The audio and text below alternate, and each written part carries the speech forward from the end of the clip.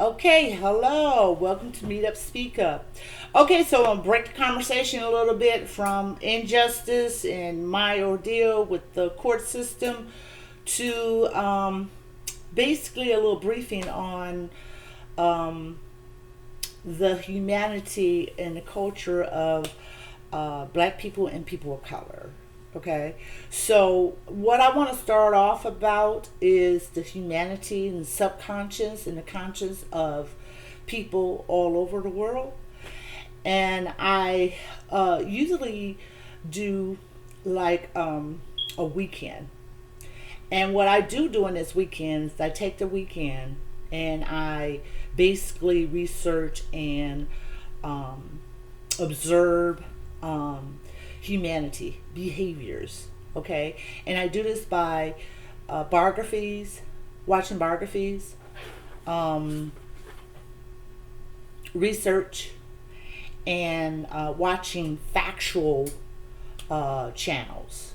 Okay, I hate non-factual channels because I will research it and find out is it true, and then I just cancel it, I dispose of it. But I've been doing this since I was probably about 9, 10, 11 years old. When I first started watching a nonfiction uh, movie called Roots.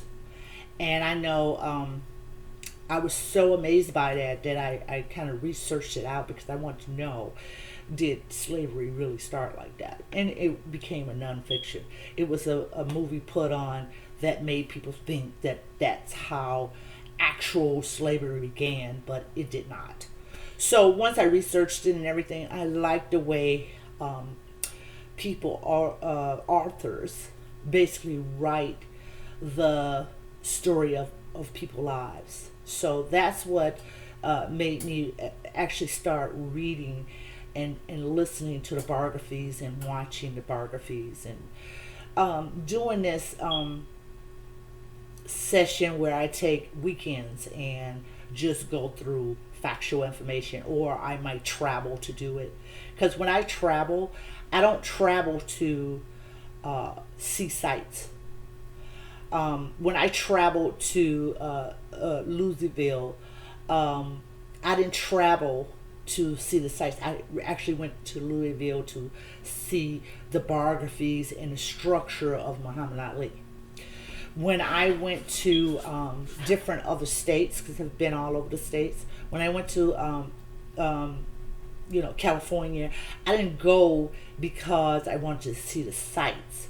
I wanted to find out about particular um, human conscience, if anyone can understand that.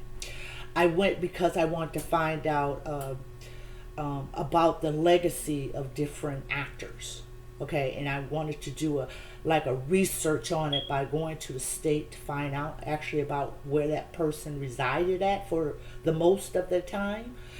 And that's what I've been doing since I was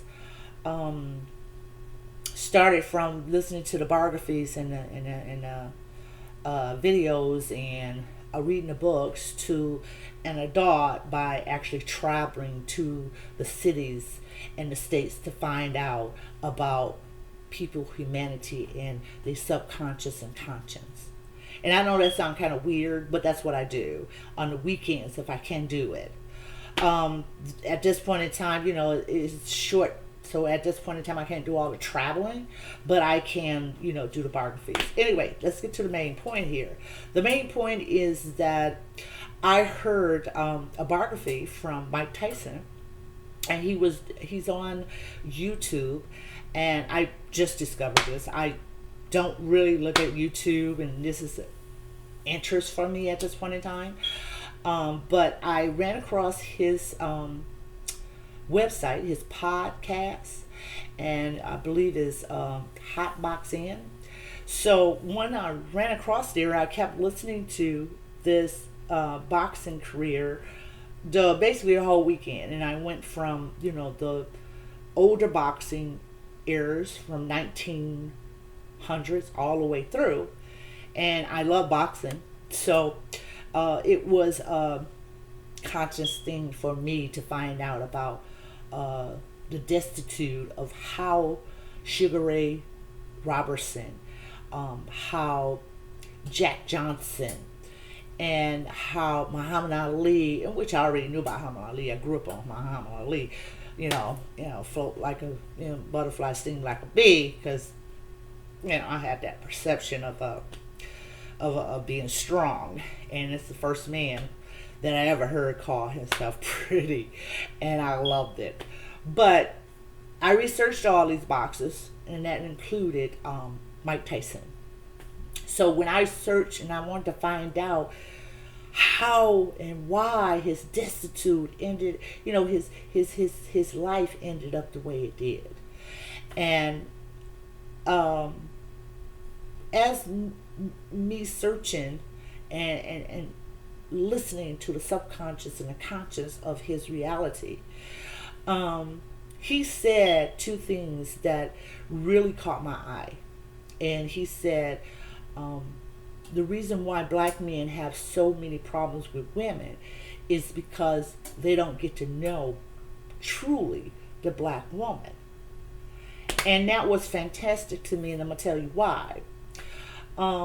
We have a lot of YouTubes, a lot of channels, a lot of celebrities, and they're putting out what a black woman go through. We have a lot of biographies created by most of our oppressors, most of the people who put certain stigma, you could say, or certain circumstances on black people.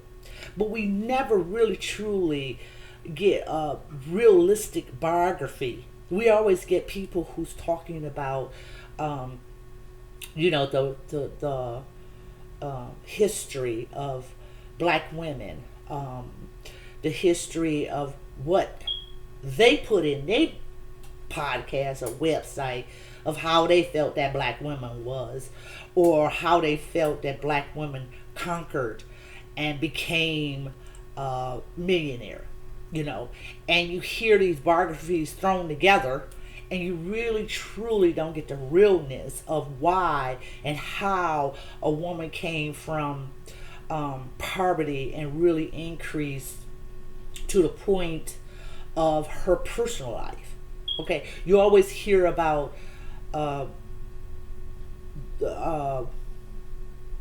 women coming from areas where they had a husband and they became activists, and then they became in this program or in that activist, or the NCAAP, or we're talking about different activists, and you never hear how the individual female was affected by it. You hear, Rosie, she sat on the bus and she became a part of the NCAAP, and her husband was a barbershop person, and you never hear when she was a little girl what she went through, her mentality. You always hear how they throw things together in biographies. So when he said that women, black men must know about black women history, he's not talking about celebrities. Okay, we know celebrities are born into money. They become a protege of what they was born in. So you can't really take away and say that's a woman. That's a woman mentality. That's a woman perception of a black woman, you could say. Because most of the industries is built on connections, whether it's from the alpha organization in college or from their father, uncle, cousin, relatives. Now, I respect the ones who are celebrities and they get into the industry on their own. Cardia B, she tell you where she came from. Cardia B tells you how she basically developed and what happened throughout her life. That's why I really love her rap songs, and because she actually tell you about her life. You don't have a lot of people that will show you their life in this day and time And the ones who was back back era of the 60s all the way up to the 80s, they will put videos and biographies together, and you thinking, you know, this happened the way it says in the biography, but then you discover there was a lot of other trauma things that happened with the black woman as she's a little girl growing up to become this prestige person that you see on TV or that you see in front of a camera. But you never get that type of biography from a real woman that's a common, normal individual throughout the community. You always get the perception of stereotyping. You know, they talk too much. They're very aggressive. They're too direct. The stereotype of a mad black woman. Okay, and you never get the unless they put on a little video or something. You never get the insights where, you know, how that person grew up or who they respected. It's a lot of stereotyping stating that a woman never grew up with a man, never had a father, and I'm like, oh my God, that excludes me because I had a father, and I grew up with a father, and bless his soul, he died when I was 16. That is life. I couldn't help that. But it is a lot of women that had a father and looked at their father for a man figure. And it's a lot of women had a mother and they didn't connect with their mother as well as they connected with their father. And I hate the stereotype when they say, you know, most females are like their mother. Most females are like their mother. But you don't know the black young female perception of that, and you don't know what they've been through, or you don't know their past. So you can make an overall assumption, but you don't know that. And they throw it together, put it out there, and that's supposed to speak for all black females. Well, that's not true, you know. So anyway, when he said that little part where black men need to really get to know black women, and I made a comment, yeah, they really need to get to know some black women because all black women are not the same, you know, and all black women didn't grow up the same. You know, some people of color or black women grew up straight from the projects. Some grew up straight from the suburbs. Some grew up in between. Some grew up in the most blissed poverty. So when it comes down to what was their mind frame, how did they achieve the things they achieved? What did they accomplish as they was growing up? And they always throw up celebrities when that happened. If you ever paid attention, if they're speaking about someone who has grown up in a functional probably a mixed community or a community that is of just nationality of African Americans or Africans, and when they throw in the people of color, is all a different assumption. Okay, you can look at Serena Williams, and they put up her biography, what she went through, and how she became a tennis player, and how her father was. But you don't understand. Whereas she might have been in a situation when she was younger that basically made her stronger as a little girl, and it had nothing to do with her father, mother, or anybody else. And they don't capture that type of life when you're growing up, the mental and the physical type of life of a little girl growing up to be a woman, and then woman becoming a mother. So I want to see that in some type of biography instead of seeing a fiction of videos just thrown together. So that was the part that he brought up about black men need to really get to know black women instead of always looking for a mother, because most of the time you see a black man actually searching for a mother figure. And it's the reason why I say this is because most black men like particular women, and then when you analyze or observe that black man and that black woman, you observe more of a mother figure, or you might observe a submissive figure. Well, it's kind of telling, that woman is kind of telling about what that man's life is about, okay, and how he grew up. We can see that, but we can never really see the woman perspective of it, because some women do it for money. When they become submissive to a man, do whatever he wants to do, because he's taking care of it, he's providing everything for her. But then you see the strong-handed woman that actually controls the man regardless of what his status is. And you look at that and it's like, where did that come from? What is the father, what is the man of the father of the children looking for? Because they don't fit, but he loves her. He loves her. And that is a point that Mike Tyson brought up, whereas, most men look for mother figures when it comes to picking and choosing a wife. Now, don't get me wrong, I've been married.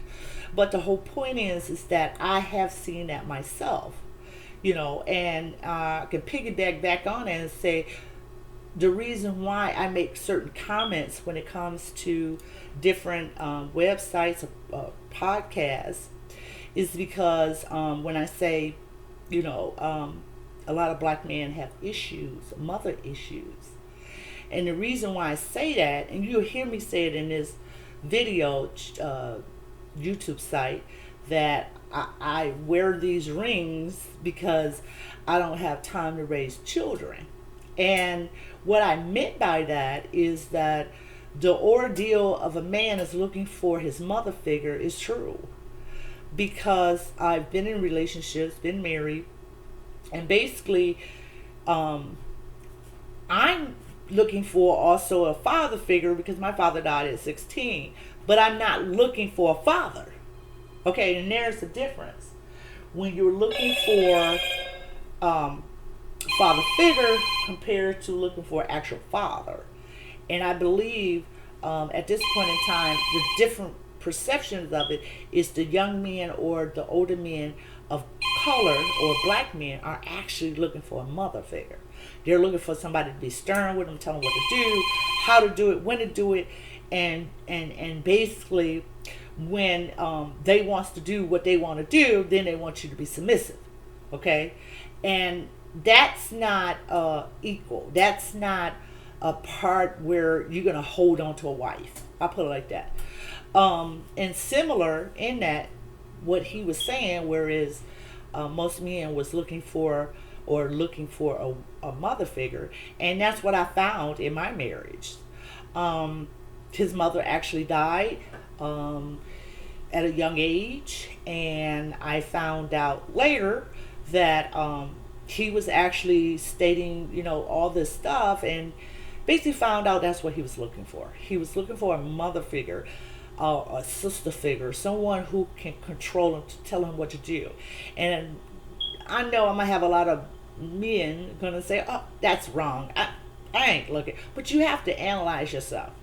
You have to analyze the pros and cons and actually look at exactly what you like control, what you don't like control, what you saw in your mother. Is it identifying in your personality?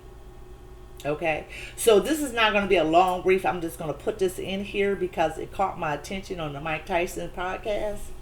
And the other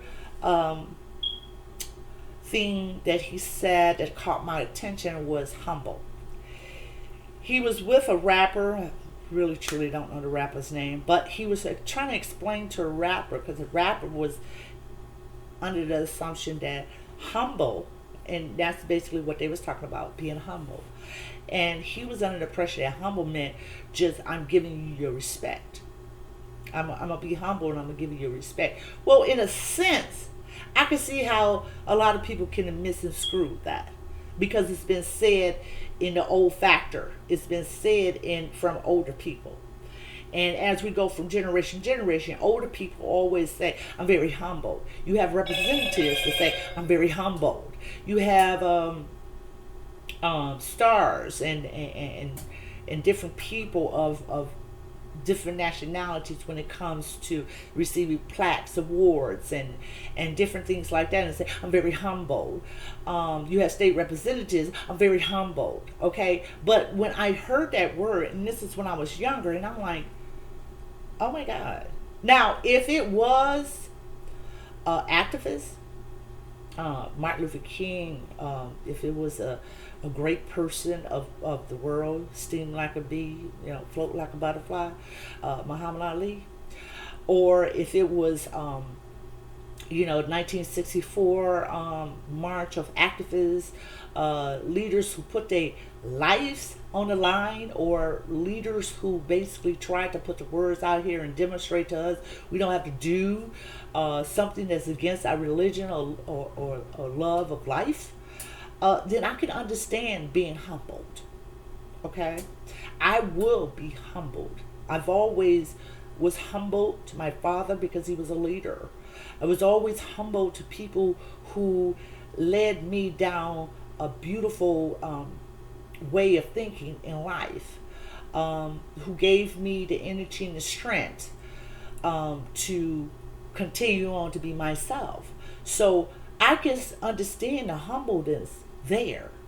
But what I can't understand is that you take a state representative who basically, and I heard a lot of them say this, and that's why I always call them supposed to be representatives, is because they will get a plaque from their oppressor, a person who has put them and their neighborhood, community, and black people in an economic dilemma.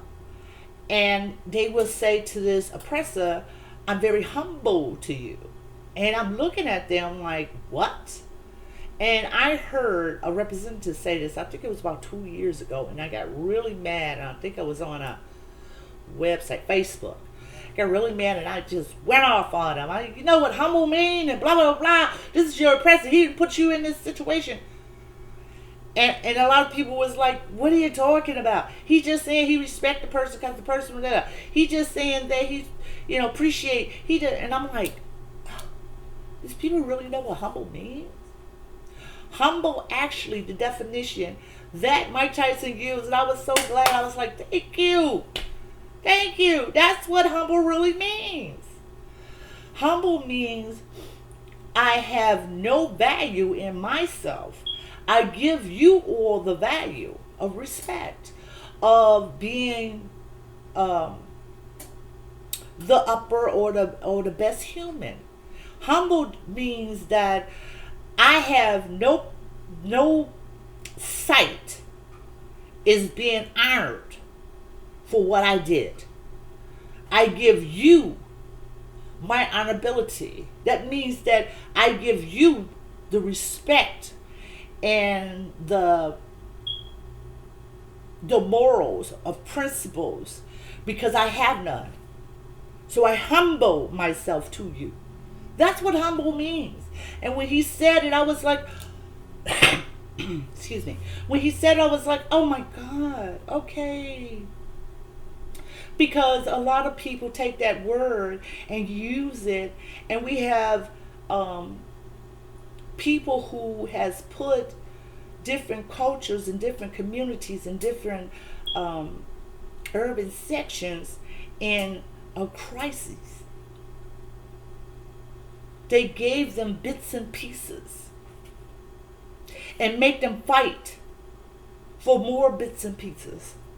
And you have a representative, whether it's a state representative, a senator representative, and the representative is basically like the holder over that type of environment.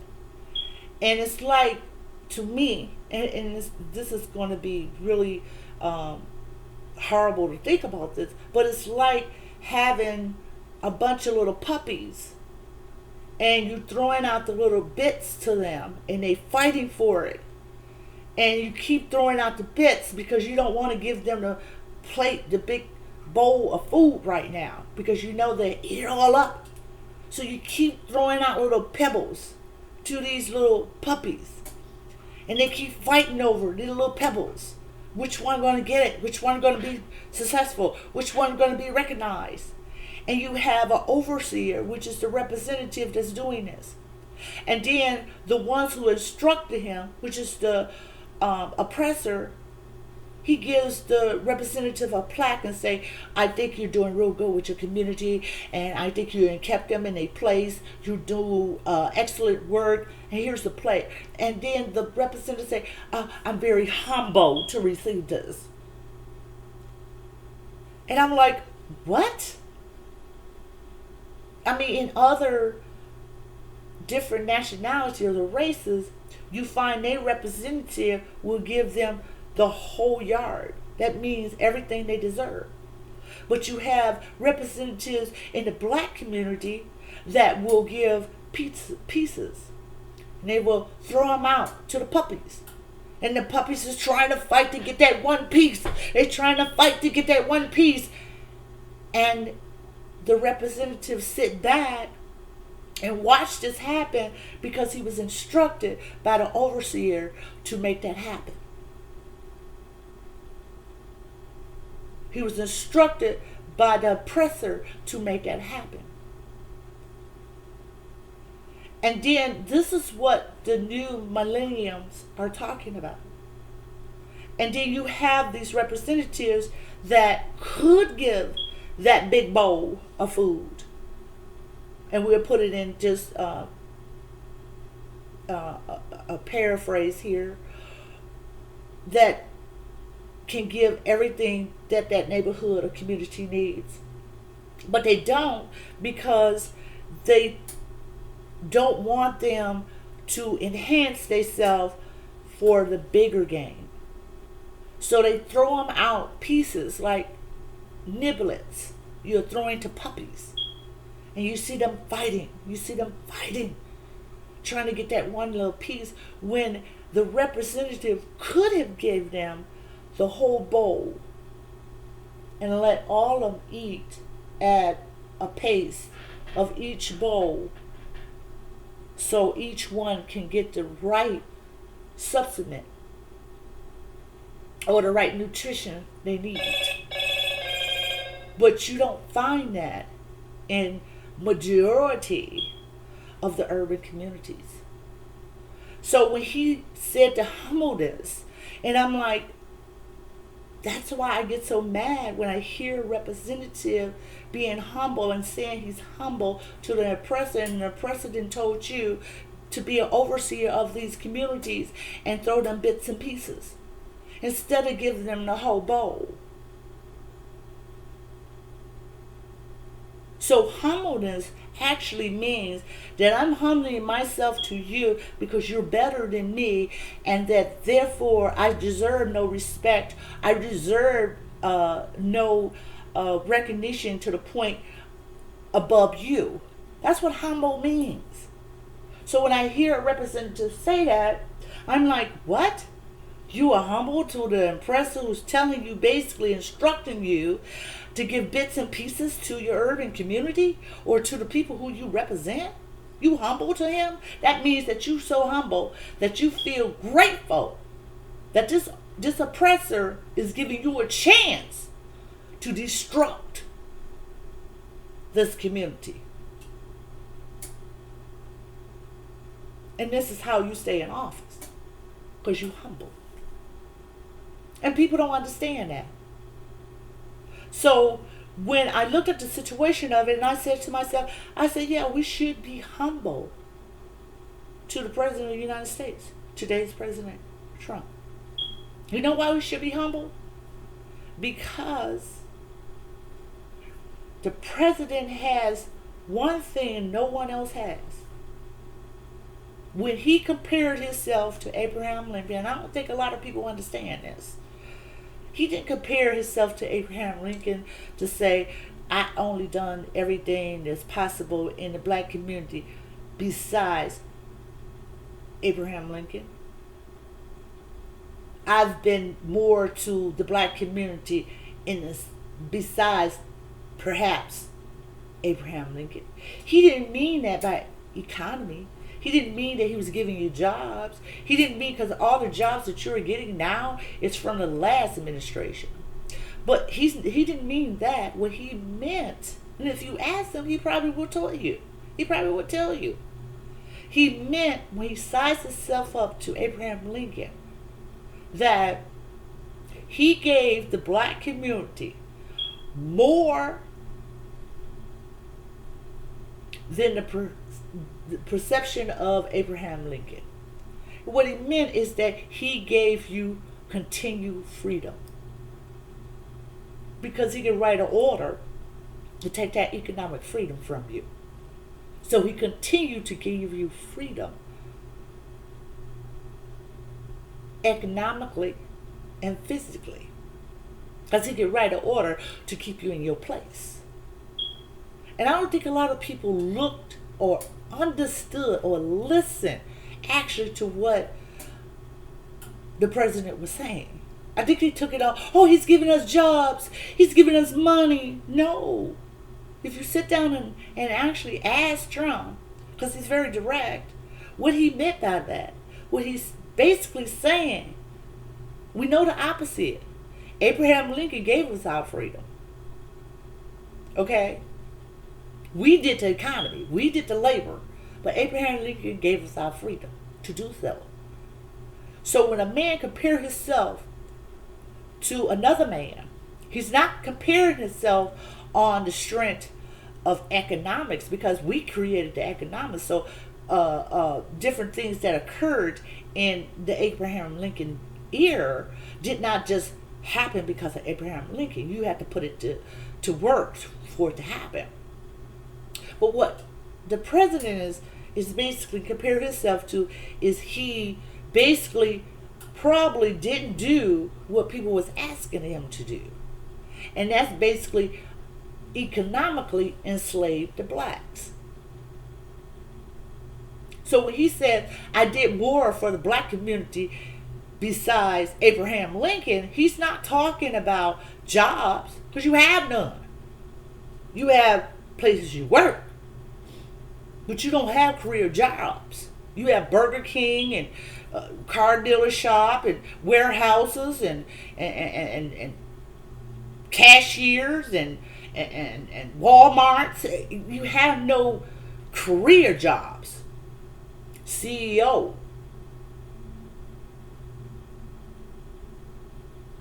Doctors, lawyers, constructors, landscapers who own their own businesses. You have no career job, you have a job.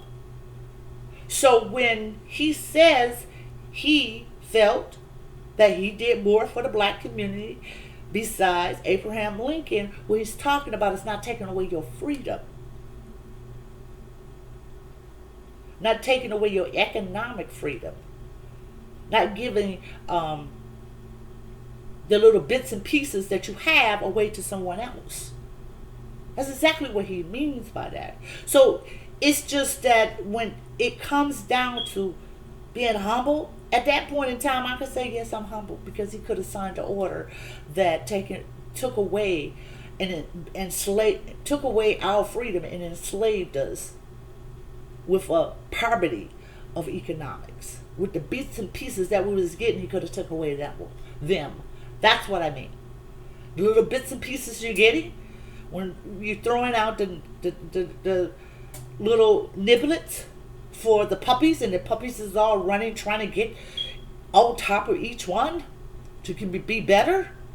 Well, you could have took away them little nips and pits, the little snacks that you're getting. So yeah, we should be humble that he did not do that. But now, if people understand what's going on, and you give the person additional time to do that, just think about it.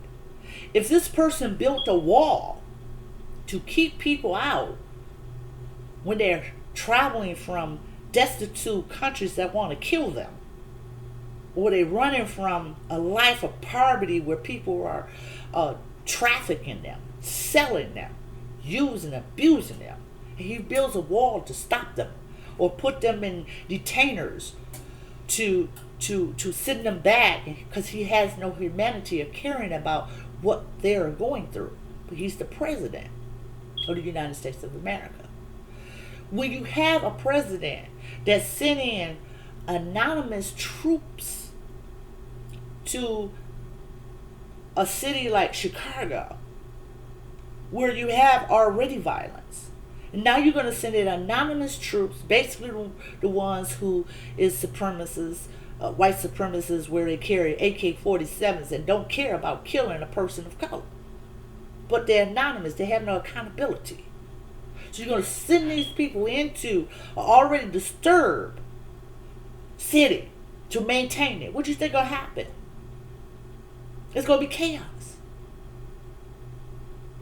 And then you have a president who does this on a spur of the moment because he don't like how the protesters are acting. Not because the protesters are killing people, because he don't like how they acting. They're not maintaining. They're not staying in a place. They're firebombing. And the most ones who was firebombing and doing all that raiding and robbing and stuff is basically, believe it or not, was people from the suburbs who came to that riot. I don't think, if you do the research, that too many of the people who actually resided in Chicago or any other place when they was doing the riot actually was on lockup lists. Most of the people was from other suburban counties or cities. So when you had that mentality, whereas I'm going to stop them however I can, and if I have to use the forces that do not exercise the law, then you don't think, truthfully, you do not have the perception that this man can write an order to put you back in, enslave you, put you back and enslave you in an economy that's already horrible. In a community, in an urban community that's already horrible. Do you not think that? And if you do not think that, something conscious-wise is not going on mentally in reality. Because that is the consciousness you should be at. Anytime a person detains and build a wall, then turn around and it feels that if this county can't control these people, regardless if they're black, white, poor, young, whatever they are, I'm going to send in anonymous troops. Troops that cannot be looked up on the law books to say who they are, because they're anonymous. Has no accountability. Are you going to tell me that he won't write an order to take away the little economics you have to put you in your place? Because if you're going against him, I'm gonna show you how to go against. I'm gonna put you in your place. You ain't gonna get the little bibbles and kibbles that you've been getting. You won't get none of that. And that's what is going on. And I don't see how people don't really see this. It's nibbles and bits they're throwing at people. And the people are the puppies. Let's do it in a metaphor. Peoples are the puppies. The nibbles and bits are the fundings for the schools, the fundings for recreation centers, the fundings to increase wages, which is none, none, none, none. So I'm throwing you the bits. We can, we will, we shall, but it never happens. So I'm going to throw you the bits out there, the kibble bits. The kibble bits is just saying, in a metaphor, just saying what I'm going to do for you. Okay? And the puppies is the people, the metaphor, the people. And they keep reaching for little nibbles and bits through the overseer, which is the representatives. While you have the main oppressor giving the instructions to the overseers. Although it's done differently in different communities. Now, in the suburban communities, the overseer doesn't do that to them. They give them the whole bowl and pod of what they deserve. And even more. But in the urban community, the overseer from the oppressor is giving the kibbles and bits. The puppies is the people. And I don't know why people don't understand that. So yes, I'm very humble to the President of the United States, President Trump, at this point in time, because he could have took the initiative to sign an order to take away even them little kibbles and bits. And he has. But you don't see it. Because he never gave it. He gives it by promising, by saying things, by always throwing up, he's going to cut taxes. Did he cut taxes? No. He increased the taxes on the labor workers and decreased the taxes on the rich. We're paying more taxes than the rich. So from listening and observing his actions is what should make you make this decision on whether you want this man back in office for 4 more years. He can't run no more than 4 years. But for 4 more years. Because that would be his 8-year term. But are you willing to take that chance and humble yourself when you know that he put up a wall to stop people from coming in the country regardless of what they was running from, detained them, and put them in situations where they was kept like dogs and animals, sent in anonymous troops to a city that was already in chaos. Anonymous. The key word is anonymous, not by the law. He, first day in office, raised the taxes for the laborers and decreased the taxes for the 1%, which is the rich people. He's trying to eliminate health care, but he has no plan. You know what his plan is? And I guarantee it's going to happen if he get back in office. The plan is to cut out the Obama plan, the Affordable Act, to limit the Social Security, and then that's when Paul Ryan gonna run up in there with the vouchers. Remember now, people who be active in the world politics know in 2006 or 7, Paul Ryan was adamant about them vouchers, of voucherizing the health care and the Social Security. That means if I put you in a racket, just like the tax racket he put us in, if I put you in a racket where if you have $20,000 worth of health care and the insurance will be the health care insurance for $10,000, that voucher I'm going to give you is the $10,000 for your health insurance. But your total amount is $20,000. That means that $20,000 would have to come from your pocket. That's what the vouchering is about. That's what Paul Ryan tried to do 6-7 years ago when we stood out there and protested. When we stood out there and yelled, you're not going to take this away from the elderly people. When we stood out there and basically made him back down from the voucher. That's what the voucher was about. cutting the medical health care to a plan where they only give you a certain amount in this voucher. If your total amount is $20,000, we'll give you $10,000 in a voucher. That's all you can use of health care.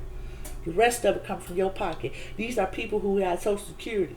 How the rest of it gonna come from their pocket? They barely. I mean, some of them have 12 to 1,500 working with a pension. It depends on the person and job effort that they did when they was younger. But if you only worked just a common job and they never built nothing, they ain't never invested in nothing, well, you just getting a normal Social Security. If you're on disability and you never worked in your life and you're disabled, you just get a normal Social Security, which range from like $700 to $900. So you're gonna tell me most people who's disabled and have difficult problems when it comes to the medical health care, they're gonna have medical bills. So you're going to tell me you're going to voucherize this to a certain amount of money, and then when that amount of money is used up in the voucher, they got to come out their pocket. How would that affect a person who only gets $700 to $800 a month? So that's basically Trump's health care plan he's talking about.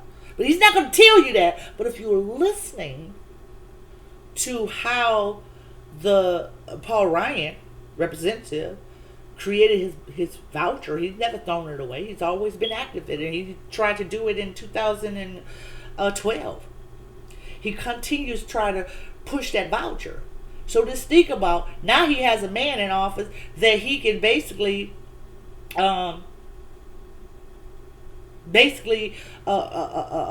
talking him into, persuade him into doing it. And he already said that he was going to cut Social Security. But he took it back because he's running for election. Oh, no, I'm not going to cut Social Security. I'm going to leave Social Security like it. No, do your research. He said he was going to cut Social Security. And then you got Paul Ryan with the voucher running around here, waiting till he can get his time. And I don't know why he would want to try to voucherize someone when he actually used his own father's Social Security to go to college to become or get a degree. And as you use your father's Social Security, I'm sure you had to use his medical insurance too. But if you don't think about that, he's running around with the voucher. You got to put two and two together. You got to actually exercise of what you're hearing. It don't go away just because it was in the past. Paul Ryan's still running around here with that voucher. And then you have a man who's running around here saying, oh, I'm going to cut Social Security. Oh, no, I'm not. Oh, yes, I am. Oh, no, I'm not. But I have a health care plan. What is it? Well, we got it under serious activation at this point in time. What? It's been 4 years. You got to have a serious activation. But meanwhile, you go into court to get rid of pre-existing and health care and everything that can marginal up when it comes to giving people health care. And then you claim, oh, the penalties was too high on employees who had to give the people health care. Do you know how much money that you're making these employers? And they don't want to pay $1,500 for their employees to have health care. Oh, that seems like a lot of money. No, it's not. You're making them over millions and millions of dollars. They paying a premium for $1,500 a year. It's not a month. It's a year on each and every one of their employees. But meanwhile, you're making them a monthly probably salary of $100,000 or more. Now, it's up to their mind power to regulate that employee's status amount. Meaning that it's up to them to budget out how their employees get things.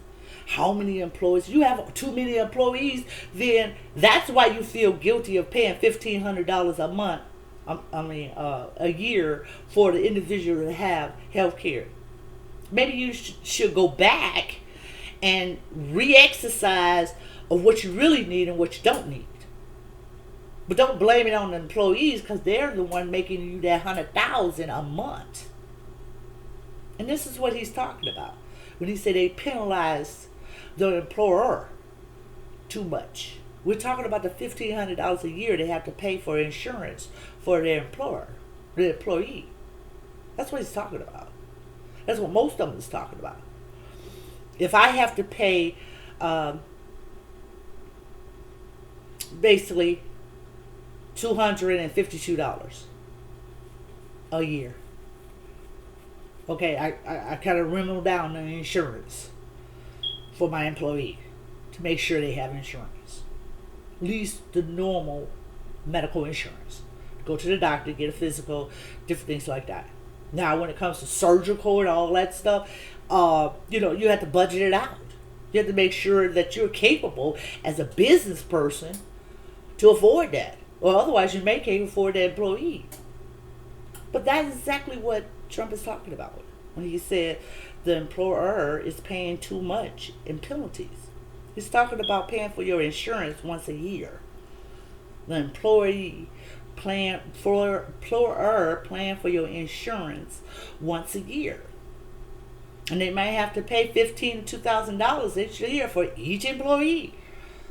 But they choose to have the type of employees, 30, 40, 50. What you think you're going to get them for free labor? Think about it. Think about it. Free labor. So as an employer, do not want to pay for insurance. We're going to take that off of there. We're going to disband that. So now the employer can make you go on welfare or DHS to get insurance, a Medicaid card, while you working for him at a low wage. At a low wage. How can you say free labor? Think about what free labor means. It don't always mean that you're just working for nothing. Nothing could be working for $8 to $10 or $12 an hour without no benefits. Free labor. Because you're not getting anything out of it. So, anyway, this is Meerup Speakup, and I just wanted to enhance on the Tyson's words about black men need to know black women and what the real definition humble means. So hit that down, keep watching, and subscribe. This is Meerup Speakup.